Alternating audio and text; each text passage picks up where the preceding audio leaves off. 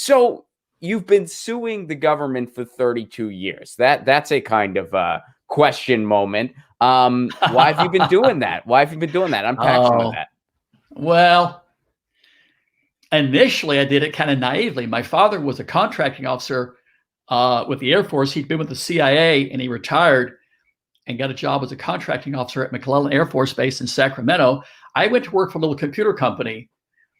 And my father told me, you should do a Freedom of Information Act request for their small business subcontracting plan and see if they're looking for companies to buy computer products from.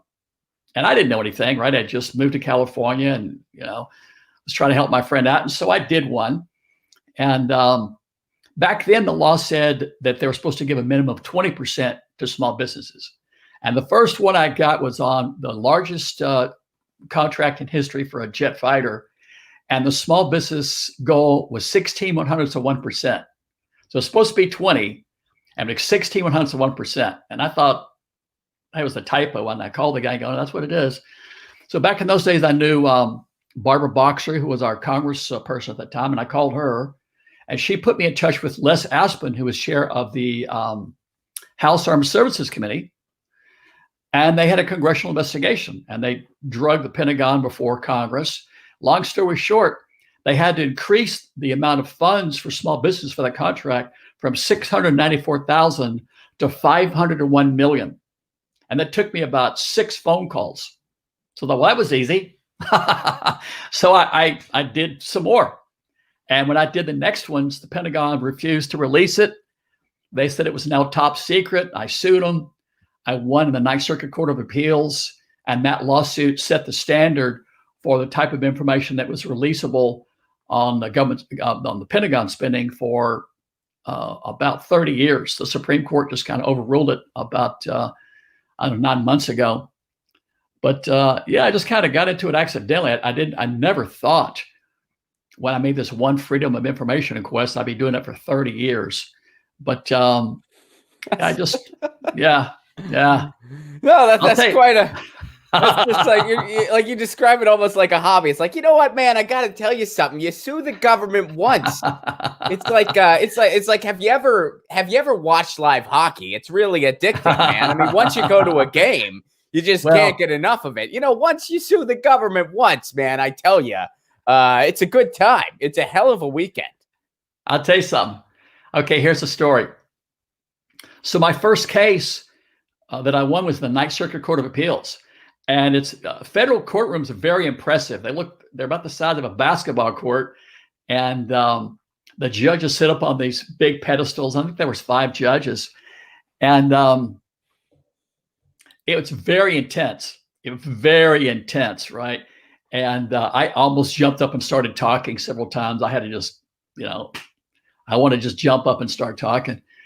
But during the course of the trial, the judges were screaming at the Justice Department attorney that was there representing the Pentagon, and she started to cry. And I'm sitting on the front row holding onto this wooden fence to keep you out of the area where the judges are. And this woman's crying. The judges are screaming at her. And it concluded. And I walked out the door. And there's these big, giant swinging doors. And I stood out there in the hallway. And this woman came out with a big, giant briefcase like pilots have, big square briefcase with the tops fold over. And she was just crying. And it was a very unusual moment to have been in the Ninth Circuit Court of Appeals, which is one step below the Supreme Court. And I clearly just destroyed, the Pentagon and their lawyer in federal court. And it was very empowering. It was really a very unusual feeling. It was very empowering. And I'll have to say it was fun. I've seen attorneys for the government in tears on, I think, 3 occasions now, because the judges get really mad and they just start screaming at these, people, right?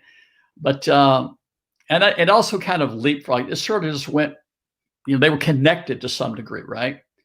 But and by the way, when you sue the government on the Freedom of Information Act and you win, they have to pay your legal fees. Mm-hmm. So largely for 30 years, the federal government has paid me to sue them and uncover hundreds of billions in fraud. And well, why do you think you win so often? Like what is it? Is it just that? Is it as simple as? Well, because like let me ask like the motivation behind my question. Is it as simple as they just blatantly withhold stuff to see if they can get away with it, and if somebody just calls them on it, well, the law is very clear, and they very clearly violated it. I mean, is it that simple? You know what? Kind of. Plus, I have to say, after 30-something years, I'm good at it. Sure. Right? I'd imagine. If you're playing you got your 10,000 hours. Yeah. I mean, you got, because it's got to be, I mean, I know that, I mean, I don't have very much experience in a courtroom. In fact, I think zero experience in a courtroom, but other than like, appealing a couple speeding violations. But I'd imagine it's kind of a long process typically. So you definitely had to have gotten your 10,000 hours at this point, I'd imagine. Oh, yeah. It's the other funny thing is, see, I've done it. I've had as many as 12 cases against the government at one time. Right. Wow. And that's an interesting story. I'll tell you maybe later. But so I've done it so much, and the attorneys for the Justice Department, they turn over a lot. Right. So I'm going against someone who this is their first time doing it, and I've done it for 30 years. So is it like a rite of passage for them then? It's like, oh, have you had your first Chapman lawsuit yet? You'll get, that's when you know you got your wings. Once you get your first, once you see Chapman, he'll show up. Oh man, now you know you're a vet. You're one of us now. They do know me down there. In fact, I'm very proud. In my most recent victory, Judge William Alsop described me as being in a David and Goliath battle against big government and big business. And he accused the government of suppressing evidence and covering up evidence. So I might have that tattooed across my forehead, David Goliath only gets big government, big business. But in fact, I'll show you something, okay?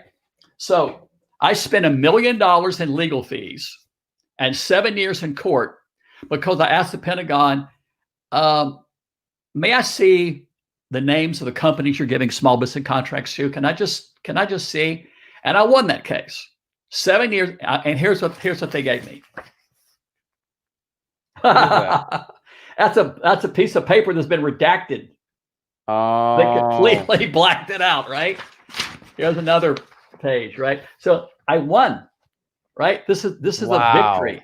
Wow. So yeah. So that's how desperate the federal government is to obscure it. Well, it's just like the PPP thing, right? It's the same thing, right? So anytime you want to see who's getting small business money, get your checkbook out, and it's going to take several years because they do not want you to see who it is, right? Wow. So this case right here is just like the PPP case, right? It should be on the internet. Why? Can you imagine having to spend 7 years in federal court just to see the names of who the Pentagon's giving small business contracts to? What does that tell you, by the way? What does that tell you, right? They've got something to hide. They always have something to hide. You talked about the attorneys down there in the rite of passage. I think, by the way, my win ratio, I'm very proud of this, in 32 years is 98.5%. So I've won 110 and lost 2. So if you're a government attorney and you're going to court with Lloyd Chapman and the American Small Business League, you know that you're going to lose. Get your news on with Ron. Don't you want to know what's going on? We're getting our news on today. Get your news on with Ron. Don't you want to know what's going on? We're getting our news on today. You can tweet me an article at Ron Placone. We'll go through it together and